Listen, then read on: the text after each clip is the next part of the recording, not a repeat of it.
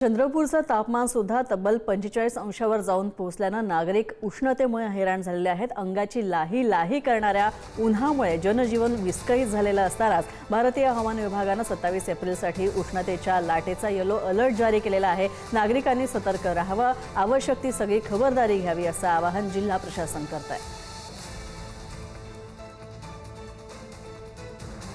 तर वर्धा जिल्ह्याच्या तापमानाचा पारा पुन्हा वाढलेला आहे। तापमानाचा पारा हा 46.4 अंशावर जाऊन पोहोचलेला असून आज तापमान आणखी वाढलेलं दिसतंय। तसंच रविवारी जिल्ह्याचं तापमान 46.4 अंशावर होतं। आता तापमान हे 30 वर्षांनंतर पुन्हा उच्चांकी पातळीवर जाऊन पोहोचलेलं आहे। तर 30 एप्रिल 1996 रोजी याचं तापमान हे 46.4 अंशांवर होतं आणि हेच तापमान रविवारी नोंदवण्यात आलेलं आहे। जिल्ह्यात उष्णतेचा ऑरेंज अलर्ट जारी करण्यात आलेला आहे।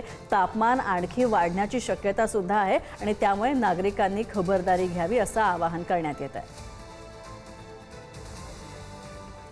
तर बुलढाणा शहर हे थंड हवेचं ठिकाण म्हणून ओळखलं जातं, मात्र ही ओळखच आता पुसली जात असल्याचं चित्र निर्माण झालंय। कारण बुलढाण्यात सुद्धा उष्णतेचा कहर जाणवायला सुरुवात झालेली आहे। 52 वर्षाच्या बुलढाण्याच्या इतिहासामध्ये 42 अंश तापमानाची नोंद ही सर्वाधिक होती। मात्र काल ही पातळी सुद्धा पलीकडे गेली आणि आणखी पातळी वाढून सर्वाधिक 43.5 अंश सेल्सिअस तापमानाची उच्चांकी नोंद झालेली आहे। नेहमी वर्दळ असलेल्या रस्त्यांवर शुकशुकाट पाहायला मिळत होता। नागरिक तुरळक दिसत होते।